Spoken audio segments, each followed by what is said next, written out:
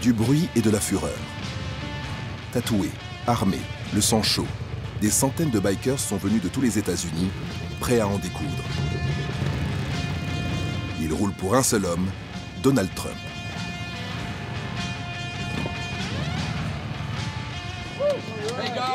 Salut les gars, beau boulot, merci d'être venus aussi nombreux. On est les Bikers pour Trump. On doit donner une image présidentielle. Si on frappe en premier, on enfreint la loi. On sera vu comme les agresseurs et traités d'extrémistes. Donc essayons tous de rester calmes. Le pays compte 13 millions de motards, une classe sociale à part entière. Ce matin, le candidat du Parti républicain au poste de gouverneur du Wisconsin a fait le déplacement pour s'assurer de leur soutien. On peut faire un selfie? Bien sûr. Ah, j'ai le bras long. Ils sont la colonne vertébrale de l'Amérique, donc on doit montrer qu'on est avec eux. Et on s'assure ensemble que les gens votent. Les démocrates ont toujours été très bons pour mobiliser les électeurs. Et nous, les républicains, on doit faire pareil pour que Trump soit réélu. Depuis 4 ans, ces bikers agissent en coulisses, sur ordre du président et de son parti. Vous m'entendez bien les gars? Depuis 4 ans, ils se sont donnés pour mission de le faire gagner.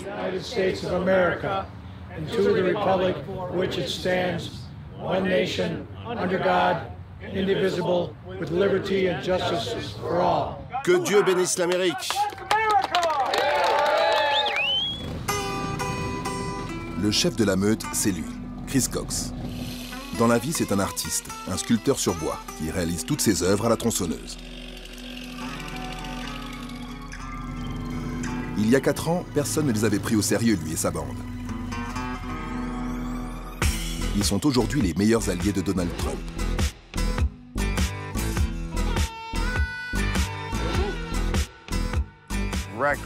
Des bons à rien, des hors-la-loi, des criminels. C'est ce qu'on dit de nous. Hollywood a voulu créer cette image. Mais en réalité, les bikers sont surtout des patriotes, des travailleurs, des vétérans de l'armée. Je m'appelle Chris Cox. J'ai créé les Bikers pour Trump et j'en suis très fier. C'est une petite armée que je peux mobiliser quand je veux.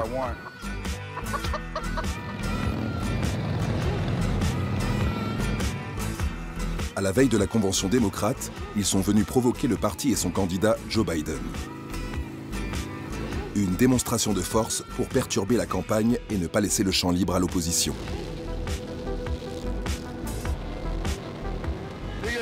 Vous pensez qu'on fait assez de bruit là? Les bikers sont venus secouer Joe Biden l'endormi et montrer qu'on soutient Donald Trump, les travailleurs, la police. Du nord au sud du pays, ils entendent convertir l'Amérique. Mais qui sont-ils? Quels sont leurs liens avec la Maison-Blanche? Nous avons suivi la campagne aux côtés de ces conseillers de l'ombre du président. Je veux vraiment remercier les Bikers for Trump. Ils sont incroyables. Ils sont sur les routes de tout le pays.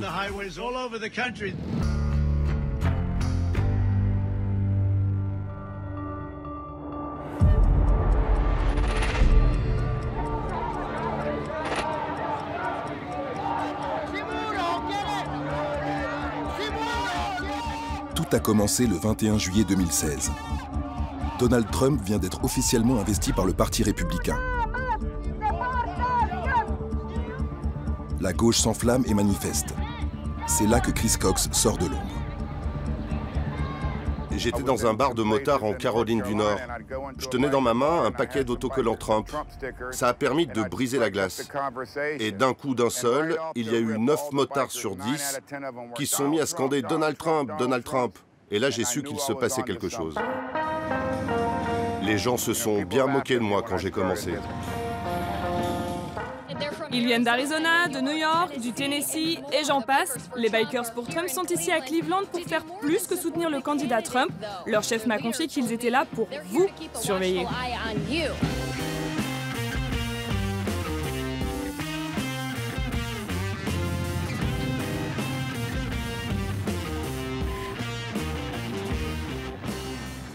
Ils sont partout. Peu importe où je vais, il y a des bikers. Je demande alors, mais qu'est-ce qu'ils font ici? Mon équipe me répond, ils sont là pour vous protéger, monsieur Trump. Et ça, c'est quelque chose d'incroyable.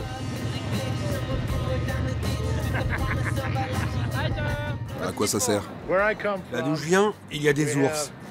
De grands ours bruns. Mais il n'y a pas d'ours à Cleveland. Non, mais on a des gens aussi dangereux qu'un ours. La première fois que j'ai entendu parler des bikers pour Trump, c'était durant la campagne de 2016. Comme plein de gens, j'ai cru que c'était une blague parce qu'ils se mêlaient de la sécurité lors des manifestations. Ils sortaient les anti-Trump des meetings. L'équipe de campagne savait qu'ils étaient là, la police et les services secrets aussi. En réalité, ils sont devenus le bras armé de Trump durant la campagne des primaires. Vous portez quoi sous votre t-shirt?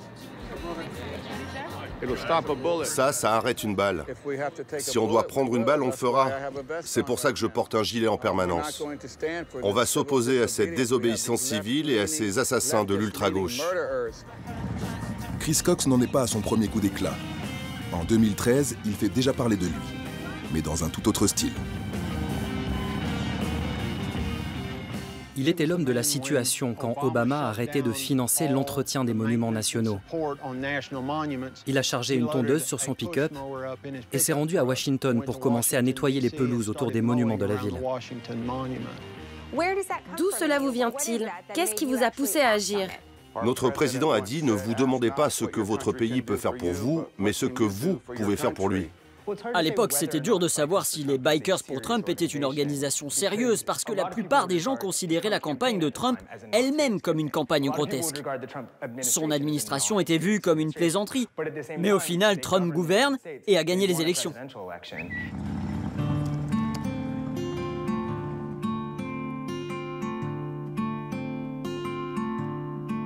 8 novembre 2016, Trump est élu président. Il remercie publiquement Chris Cox et l'invite à la Maison-Blanche.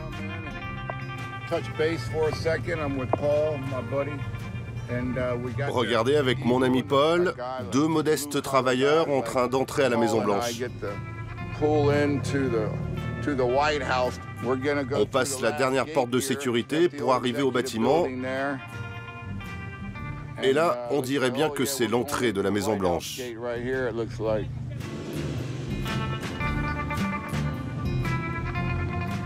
Je l'entendais depuis le couloir crier « Chris, où est Chris? Je veux voir Chris !» Et puis il est arrivé, m'a tapé sur l'épaule et en montrant le plafond du bureau ovale, il m'a dit « C'est grâce à toi si je suis là. Merci. » Et c'était surréaliste.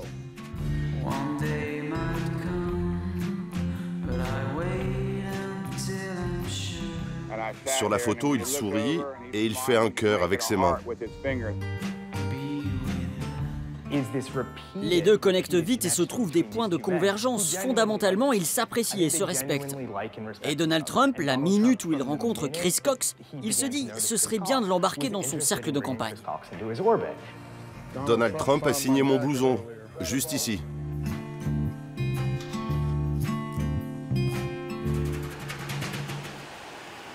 S'il y a un homme qui connaît bien Chris Cox pour avoir travaillé avec lui, c'est Jim Renacci.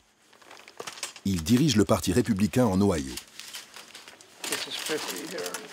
Il a servi 8 ans au Congrès à Washington. C'est un proche conseiller de Donald Trump. Et il a été témoin de l'alliance stratégique entre le président et les Bikers.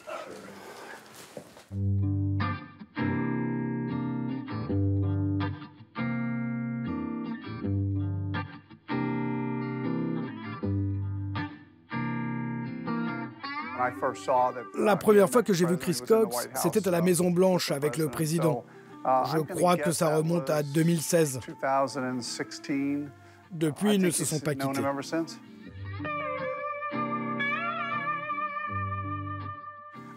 Lors de ces meetings, le président rencontre beaucoup de gens et il a remarqué que les Bikers, pour Trump, étaient tout le temps présents. Les Bikers voulaient le voir gagner. Ils croyaient en lui et c'est pour ça que le président les a contactés. C'est aussi simple que ça? Croyez-le ou non, c'est comme ça que le président fonctionne. Souvent, ça surprend les gens, et ça a sans doute dû surprendre Chris Cox lui-même.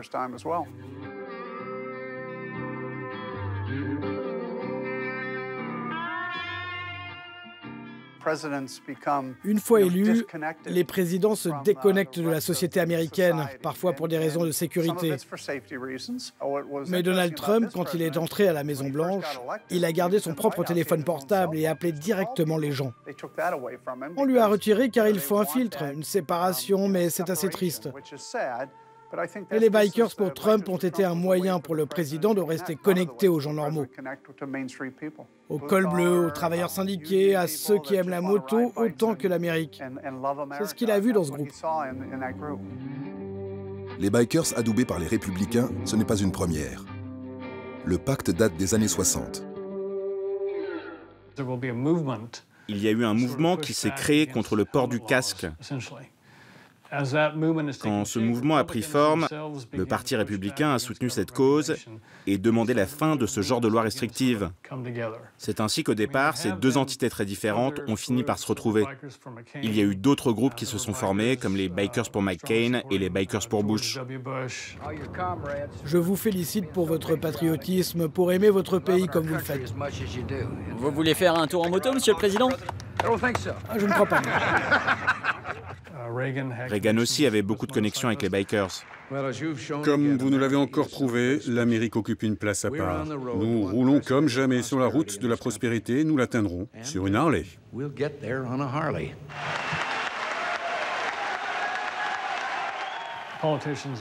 Les hommes politiques consultent les bikers dans ces moments clés pour capter le pouls de la nation.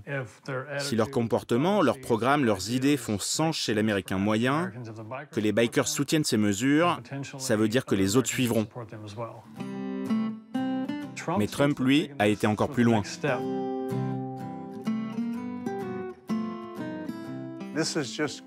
C'est arrivé parce qu'ils veulent un changement. Ce groupe est différent. Ce ne sont pas d'anciens bikers qui demandent de vieilles réformes. Ceux-là veulent faire bouger les choses. Et on a besoin de gens comme ça pour reconstruire notre système politique. Est-ce qu'on aime les bikers? Oui, on aime les bikers. Nous sommes avec vous à 100%. Oh, merci. Il vient de me dire, nous aussi on est avec vous à 100%. Avec Donald Trump, l'alliance va plus loin, beaucoup plus loin. Les gros bras sont désormais chargés d'intervenir au nom du président pour rallier des minorités qui jusque-là ne lui étaient pas acquises.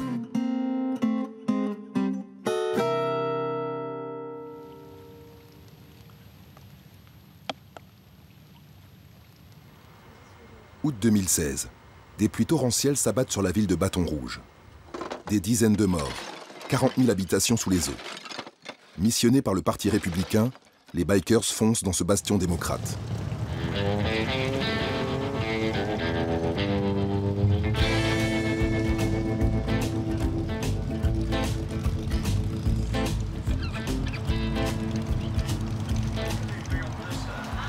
Mes chères sœurs, mes chers frères, que c'est bon de vous voir. Bienvenue à vous tous. Les bikers pour Trump à la rescousse.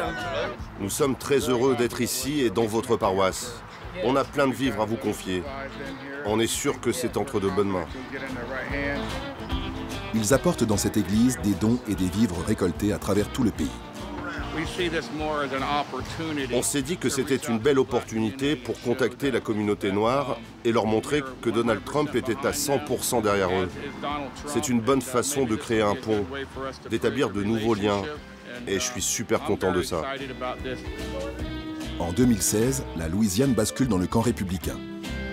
Donald Trump remporte contre toute attente l'élection dans cet État avec 58% des voix. Quel est son nom? Donald Trump. Maintenant, je dois apprendre à conduire une moto. Merci à tous ceux qui ont permis à ces bikers de venir jusqu'ici et surtout à Donald Trump. Il va changer les choses en Amérique. 4 ans plus tard, on prend les mêmes et on recommence.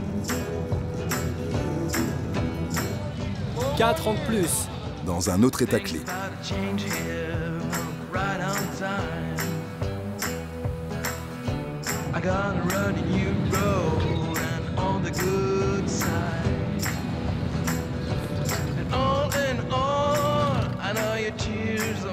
Daytona au mois de mars. La ville accueille le plus gros rassemblement de motards du pays. 1 demi-million de personnes rassemblées. un salon à ciel ouvert réservé aux amoureux de grosses mécaniques. J'ai de la bière, les gars! Là aussi, les bikers vont politiser l'événement. Et ils seront les seuls à le faire.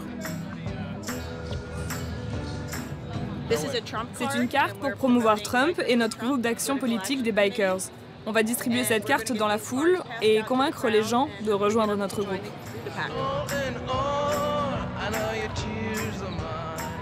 Vous allez donc voter pour le meilleur candidat, le plus compétent.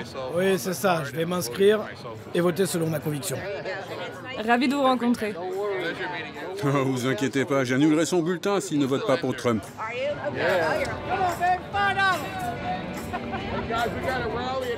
Eh les gars, il y a un rassemblement demain pour Trump. C'est ouvert au public.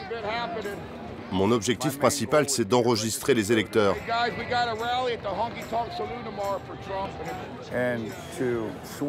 Mon but, c'est de retourner les électeurs, de convaincre les indécis de choisir leur camp avant les élections, d'avoir un discours persuasif et de les aider à comprendre pourquoi Donald Trump est le meilleur pour ce boulot.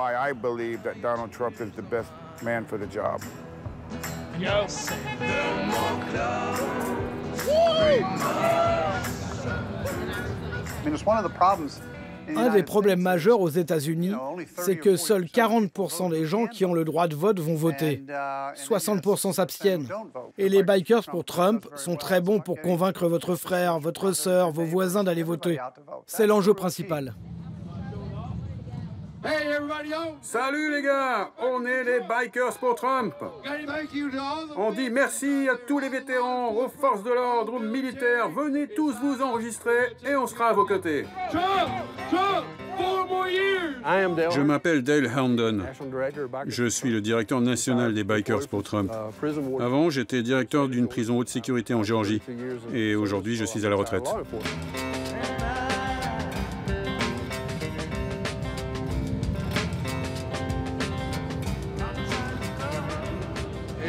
Ici, il n'y a pas de stand démocrate, c'est comme ça. T'en trouveras pas.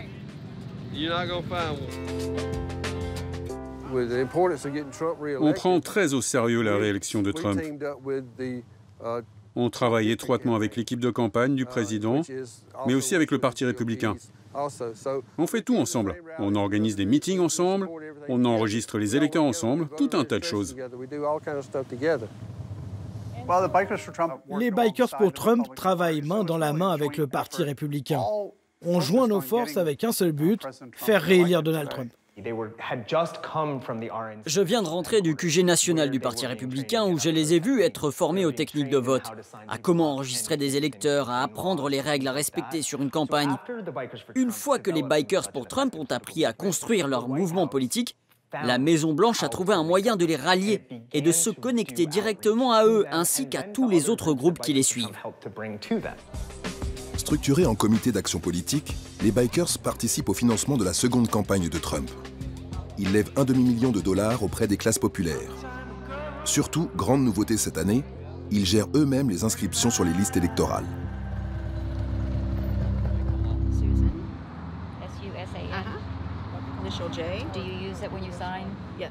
On met à jour les listes électorales. Que vous soyez démocrate, républicain ou indépendant, on s'assure que vous soyez bien enregistré et bien inscrit.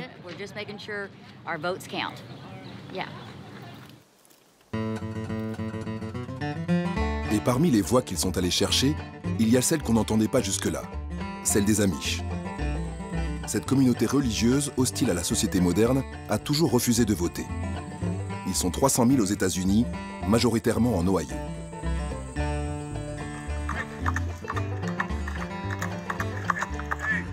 Hé, jeune homme, je vous dépose? Doucement, Tucker. Je vous présente Tucker Carlson. Avec lui, on mène campagne ici, en Ohio.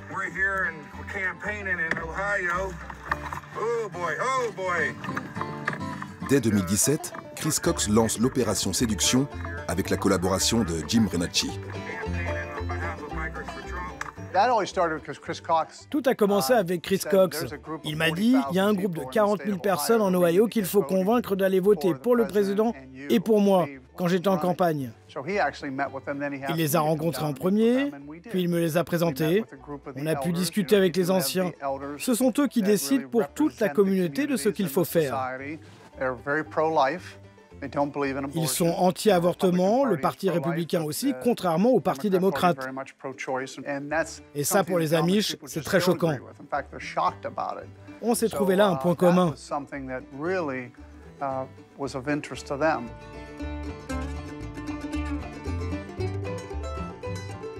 Et je dois dire que tout le crédit revient à Chris Cox et aux Bikers. Il a convaincu les gens d'aller voter.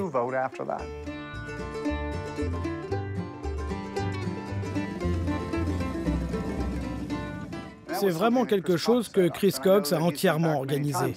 Il est allé plusieurs fois leur parler de ses intérêts communs et ça devrait nous bénéficier lors du vote.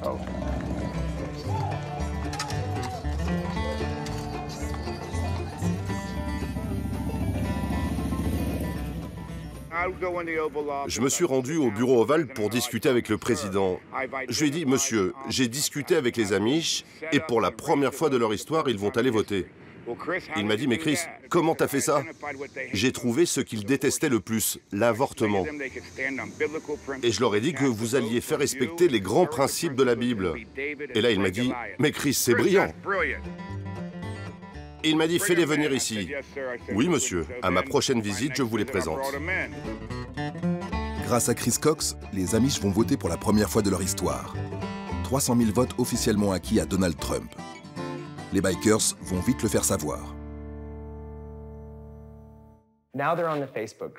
Ils ont ajouté un groupe Facebook. Maintenant, ils s'envoient des choses. Maintenant, leurs amis partagent. Donc là, vous combinez la force virale et rapide d'un réseau comme Facebook à une sorte de communauté sociale déjà existante en banlieue ou dans de petites villes du Michigan, en Virginie, dans des endroits où les gens se connaissent depuis longtemps. Partout où on va, on voit des drapeaux Trump, des gens qui nous soutiennent. C'est vraiment génial. La première chose que vous pouvez faire pour aider le président, c'est de repérer ceux qui ne sont pas inscrits sur les listes électorales et les inscrire. Tout est devenu viral. 400, 800 vues. Oh mon Dieu, on a 1000 vues. Je pensais que 1000 vues, c'était grandiose. Et puis après, je vois 20 000 vues, 30 000 vues. Et quand on a atteint 150 000 vues, je me suis presque fait dans le froc. Vous avez le bouton invitation d'amis sur notre page. Et c'est tout ce que vous avez à faire pour rejoindre les Bikers pour Trump. J'accepte tout le monde.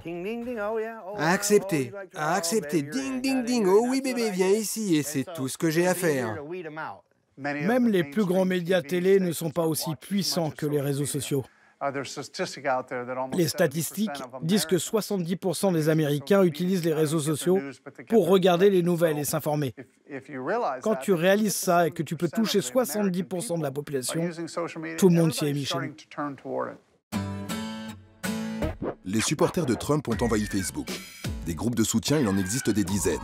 Les Cowboys pour Trump, 130 000 membres. Les femmes pour Trump, 230 000 membres. Tout comme les Noirs pour Trump. Mais les Bikers sont bien au-dessus. Ils ont des pages Instagram, Facebook, plein de façons pour les gens de se connecter à eux. Ils font du super boulot.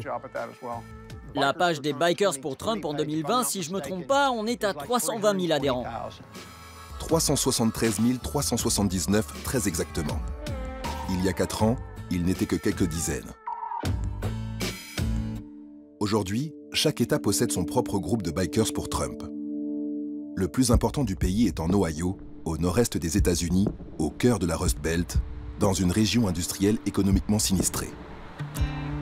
Après avoir voté pour Obama, la classe ouvrière, se sentant délaissée des élites, a trouvé en Trump son nouveau héros. Ici, il a fait carton plein aux dernières élections.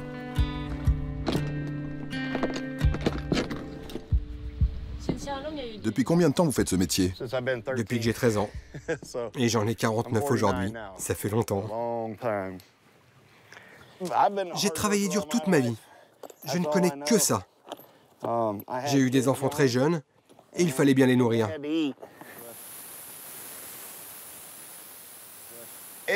N'importe qui vient aux États-Unis et travaille dur peut réussir.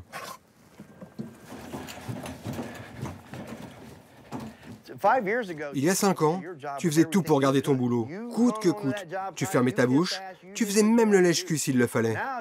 Aujourd'hui, c'est toi qui choisis où tu veux travailler. Il y a tellement de gens qui embauchent en ce moment. L'an dernier, j'ai augmenté mes prix pour la première fois. Avant, j'avais peur de demander à mes clients de payer plus. Mais je me suis rendu compte que je pouvais gagner bien plus que ce que je croyais. Car quand j'ai commencé à réclamer mon dû, personne n'a bronché. Et bam bam bam. Avant que Trump ne prenne ses fonctions, je n'avais aucun chantier à plus de 2000 €. Là, je facture 3500 et tout le monde s'en fout parce que l'argent est là.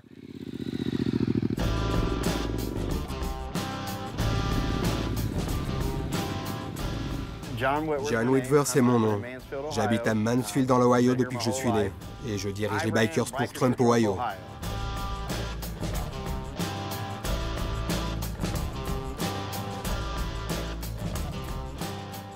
Ouais, c'est comme ça que je protège ma maison. Tu sens ça? L'odeur de la liberté. Qu'on la fasse retentir.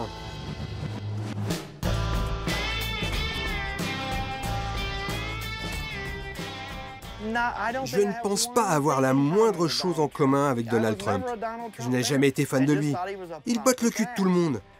Mais t'as beau être un médecin qui botte les fesses de ses patients, si t'es le meilleur, c'est toi que je veux pour me soigner. Tu vois ce que je veux dire? J'ai voté pour Trump pour qu'il me rende mon pays, pour qu'on retrouve nos grosses corones. La relance de l'économie, c'est l'argument de Trump qui a séduit bon nombre de bikers. Dans le sud du pays, beaucoup se sont rangés derrière lui pour des raisons religieuses.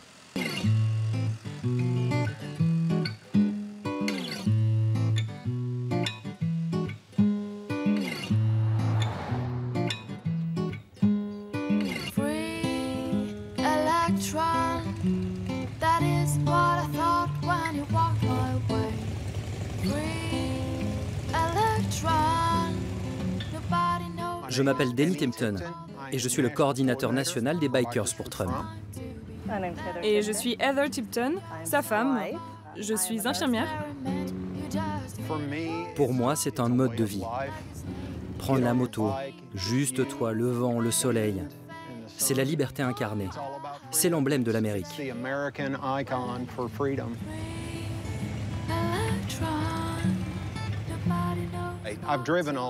J'ai sillonné les routes de mon État. J'ai parlé à tous les membres des Bikers de l'État. J'ai demandé, si quelqu'un voit une pancarte pour Biden, qu'il prenne une photo et me l'envoie. Je n'en ai reçu aucune. Trump, c'est son élection. Parce qu'il sert le peuple américain, notre pays. Il ne fait pas ça pour s'enrichir. Dieu est avec lui. Les Américains sont avec lui.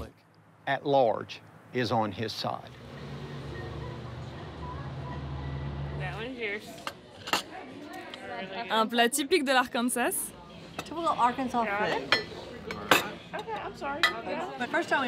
La première fois qu'on s'est rencontrés, il m'apprenait à me servir d'une arme. Je donnais un cours sur le port d'armes et j'ai été accro au premier regard.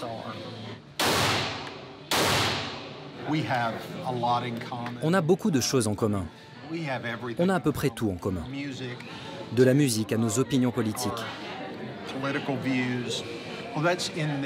De nos jours, en cette période ultra polarisée, c'est aussi important que de partager la même foi ou de croire au même Dieu.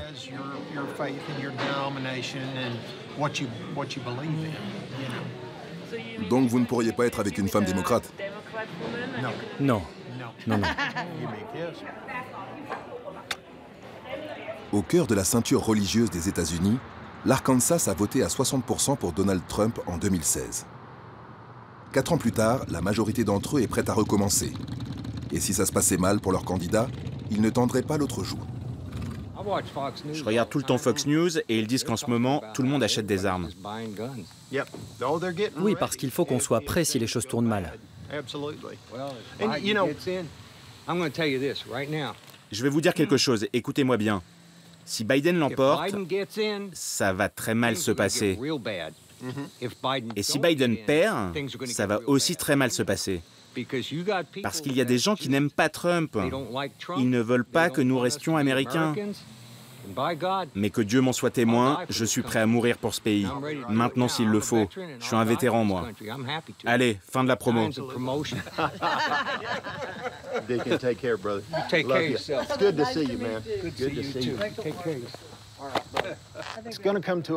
On en arrive à un point où trop, c'est trop.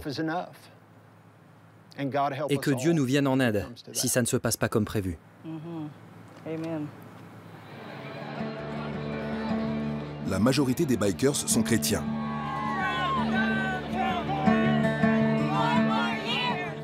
Évangélistes, protestants ou rigoristes, ces électeurs représentent un quart de la population américaine. C'est grâce à eux que Donald Trump a pu accéder à la présidence en 2016. Et c'est avec eux qu'il compte gagner en 2020. Donald Trump est pour eux l'élu qu'ils sont prêts à servir. Chacun de ces meetings débute même par une prière. Nous prions pour la protection de notre président Donald Trump. Que Dieu lui apporte la sagesse pour prendre les décisions difficiles pour notre pays. Au nom du Père et de notre Sauveur Jésus-Christ. Amen. Je ne suis pas un chevalier. Je ne me vois pas comme ça. Je me vois comme quelqu'un d'impliqué et qui veut faire la différence. Pour faire la différence, pour continuer à servir son président, Chris Cox va lui aussi se lancer dans le grand bain politique.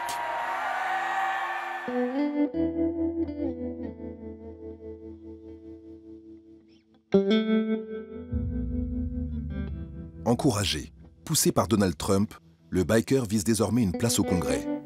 Ce serait une première dans l'histoire du mouvement. Sa mission, récupérer le siège de Charleston, sa propre ville, occupée par un démocrate.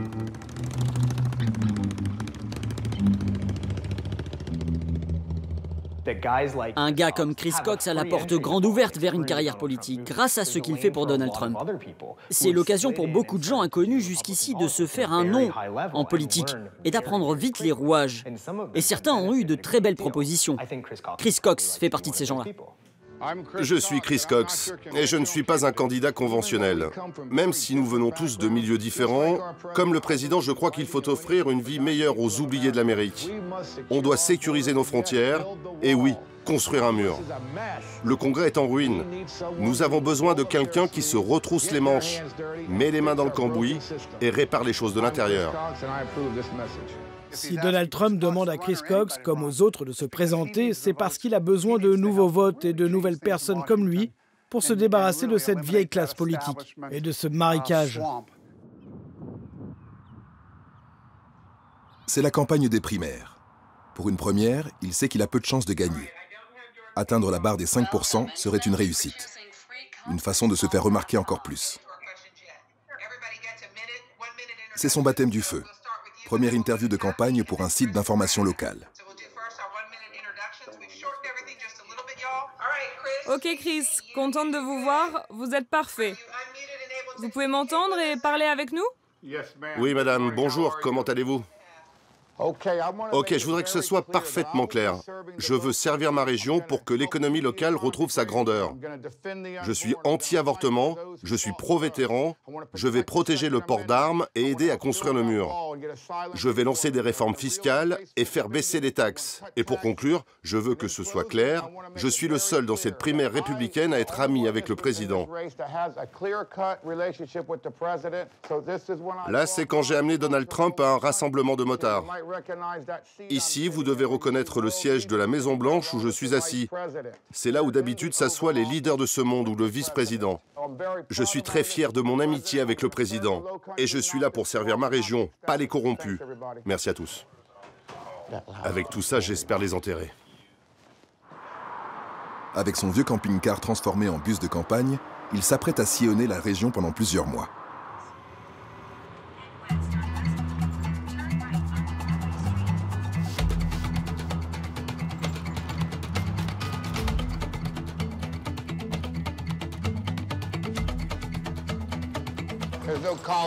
Ça ne s'apprend pas à la fac.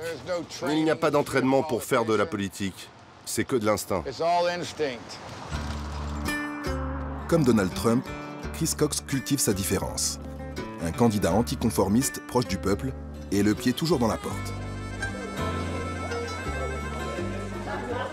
Ça ne vous a pas échappé que la plupart de mes meetings se passent dans des bars ou restaurants. Et la règle numéro 1 dans un bar, c'est de ne pas parler politique ou religion. Moi, je commence toujours par une prière et je termine par le serment d'allégeance.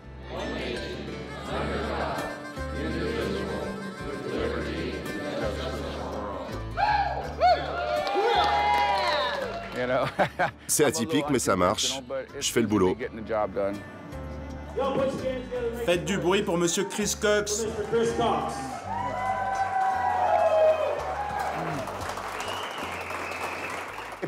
Si vous cherchez quelqu'un qui reste droit dans ses bottes et se bat contre les démocrates, je suis votre homme.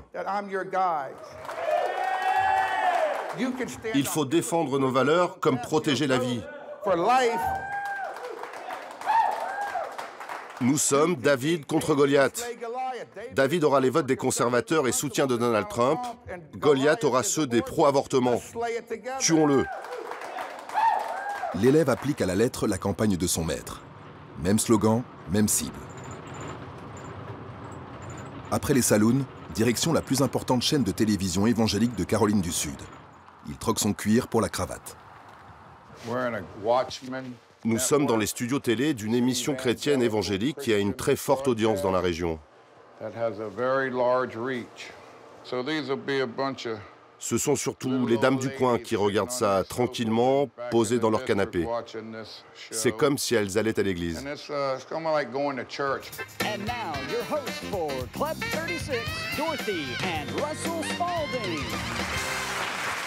Bonjour, bonjour à tous. Je vous présente mon ami Chris Cox, un homme fabuleux, un homme de Dieu. Je vais vous dire pourquoi je l'aime. Alors, selon vous, un plan est en action pour détruire l'Amérique. L'Amérique que nous connaissons et chérissons. C'est certain. Écoutez, nous avons élu Donald Trump président parce qu'il a promis qu'il allait se battre contre cette vieille élite de politiciens et assainir le marécage. C'est même la raison principale qui nous a permis de créer les Bikers pour Trump si vite. Parce que les gens ont vu là l'occasion de s'engager dans cette bataille. Et de faire la différence. Exactement. Durant sa campagne, il réussit même à se faire inviter par la grande chaîne nationale conservatrice, Fox News. Chris Cox vient de nous rejoindre sur notre plateau. Comment vous sentez-vous dans ce nouveau rôle? Je me sens très bien. C'est l'étape suivante pour servir davantage mon pays et mon président.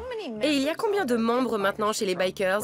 Disons qu'on est 94 000 membres actifs et on a plus de 400 000 sympathisants. Wow. Les honneurs des plateaux télé, Chris Cox ne les a pas obtenus par hasard. Le candidat hors système est en réalité issu de celui-ci grâce à son père. Chris Cox est le fils d'Earl J. Cox qui a servi plusieurs présidents et qui a travaillé au cœur de la Maison-Blanche. Il fait partie de la vieille classe politique de l'État de Caroline du Sud. Donc Chris Cox a une longue expérience en politique qui vient à la fois de son père et de ses contacts, mais aussi parce qu'il a été l'homme de main de Dan Quayle, vice-président sous George Bush. Il a organisé des meetings, des événements, il s'est fait des contacts. Toutes ces compétences, il les a utilisées par la suite pour créer les Bikers pour Trump. Et ce qu'il utilise surtout comme moteur de sa campagne, c'est sa proximité avec Donald Trump. Son tweet de soutien qu'il affiche fièrement sur son camping-car. Je suis le seul à mener une campagne 100% bio. Pas de pub à la télé ni à la radio. Juste les réseaux sociaux et le porte-à-porte. Et c'est tout. Rien d'autre que la politique de terrain. Sa campagne, il va devoir l'interrompre le 25 mai au soir. Un événement va bouleverser l'Amérique. All right, what's your name? George. George? George Perry Floyd. On the ground. Jesus Christ. La mort de George Floyd embrase le pays tout entier.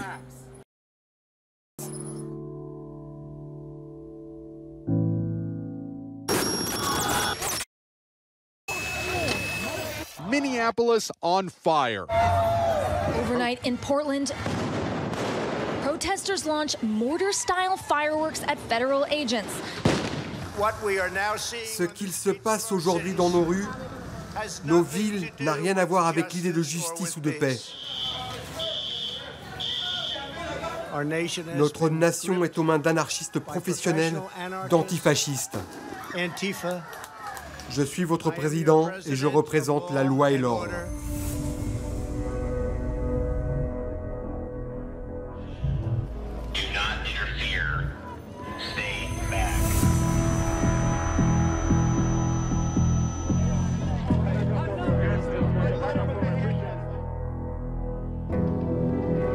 Donald Trump demande à Chris Cox de mobiliser ses troupes au service d'une nouvelle idée. Montrer qu'il y a d'un côté les méchants casseurs antifascistes, de l'autre, les gentils bikers qui réparent et nettoient.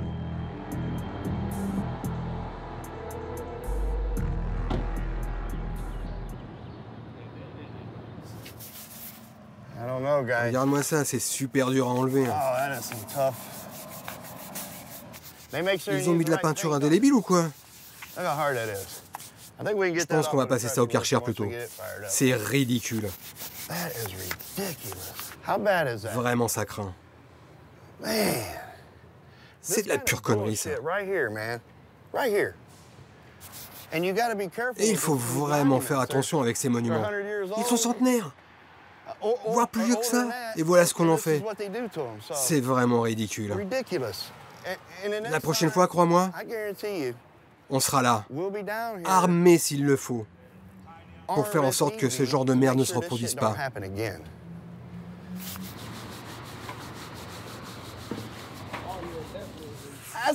C'est vraiment une belle journée, non? Une belle journée pour le Capitole, une belle journée pour l'Ohio et une belle journée pour Trump. On enlève le mot noir, comme ça veut dire que toutes les vies comptent. Mais certains n'apprécient pas. Cette provocation va rameuter des militants du mouvement Black Lives Matter. Toutes les vies comptent, mais pour ça, il faut que celle des Noirs compte. Ça n'a pas de sens. C'est même raciste ce que tu dis. Mais non, c'est toi qui dis des trucs racistes. Ouah, bande de racistes. Dégagez d'ici. Les racistes doivent partir. C'est des grosses merdes. En quelques minutes, les opposants de plus en plus nombreux vont contraindre les bikers à battre en retraite. C'est vous qui venez armés, et vous vous faites dessus. Allez vous faire foutre. Fallait venir hier pour voir. Dégagez. On va partir, les gars, sérieusement. Il faut qu'on se casse d'ici tout de suite. Il y en a plein qui arrivent. Faut partir, là.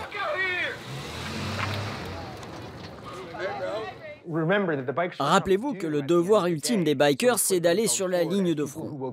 C'est de défendre leur vision du rêve américain, leur vision d'une manifestation pacifique et ce genre de choses.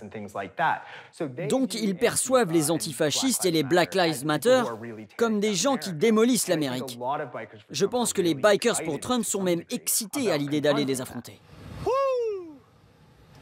Ça devenait violent, on allait finir par se faire tirer dessus. Mais honnêtement, on leur a bien tenu tête, les mecs. On leur a montré à quel point c'était des grosses merdes racistes. La vie des Noirs compte. Toutes les vies comptent, bande d'abrutis. Ces justiciers de Trump défendent une Amérique blanche et le font savoir. Vas-y, fais-le devant la caméra. Ce signe est un code. Je veux cette photo. Il signifie le pouvoir aux Blancs. C'est le signe de ralliement de l'extrême droite américaine.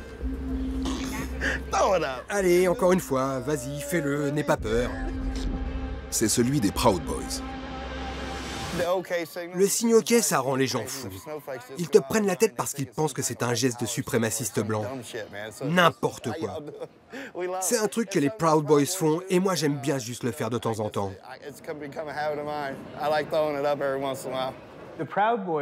Les Proud Boys prétendent être une fraternité, une organisation qui rassemble des gars de l'ultra-droite. Beaucoup pensent qu'il s'agit plutôt d'un gang et qu'ils sont extrêmement racistes. Et donc, les Proud Boys reviennent souvent dans ces discussions sur ce que ça signifie d'être raciste aujourd'hui aux États-Unis. Ce sont aussi des gars qui traînent beaucoup avec les Bikers pour Trump. Et toi, tu sais faire ce signe? Non, tu sais pas, il n'est pas assez grand encore pour faire ça.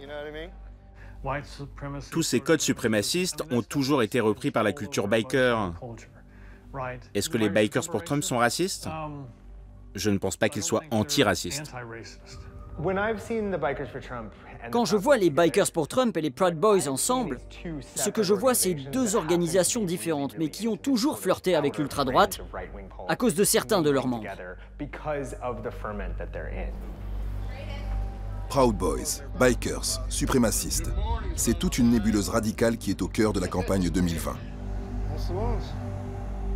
Lors du premier débat de la campagne présidentielle, alors qu'on lui demande de condamner les appels à la violence de l'extrême droite, Donald Trump va même leur envoyer un message de mobilisation. Proud Boys, reculez et tenez-vous prêts. Et je vais vous dire quelque chose. On doit s'occuper des antifascistes et de cette gauche. Stand back and stand by.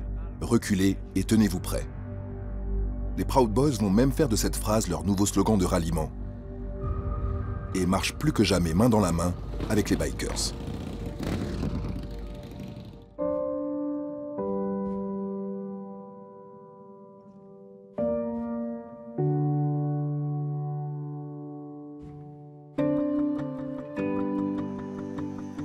C'est le grand jour pour Chris Cox.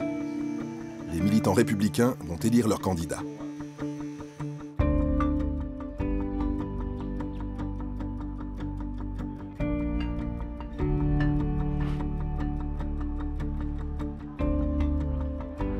Chris Cox va créer la surprise avec un score de 10%, bien au-delà de ce qu'il espérait. Mais malgré tout, insuffisant.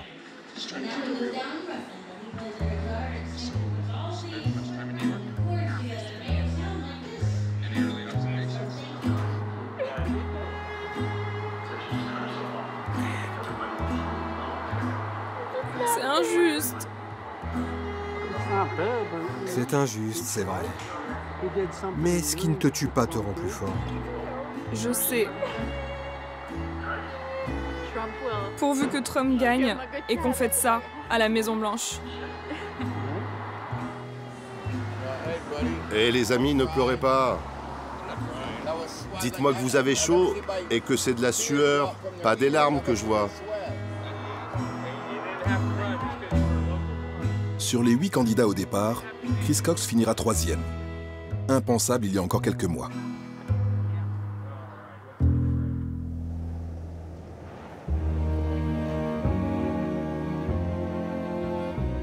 Quelques semaines plus tard, dans une capitale en état de siège qui électrise tous les anti-Trump.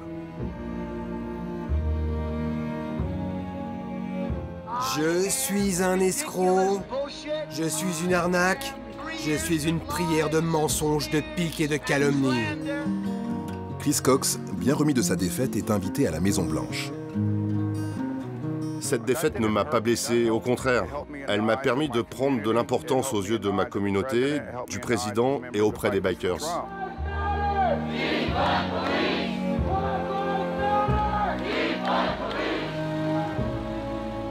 Il a rendez-vous avec ses parents pour assister à l'intronisation de Donald Trump comme candidat à sa propre succession. Comment vas-tu, papa? Je suis désolé, je suis en retard. À cause des manifs, on a dû faire un détour. Tiens, une casquette pour toi pour aller à la Maison-Blanche. Je suis très fier qu'il marche sur mes pas, mais maintenant, c'est moi qui marche derrière lui. Je pourrais avoir 100 vies que je n'arriverais pas à accomplir tout ce qu'il a fait.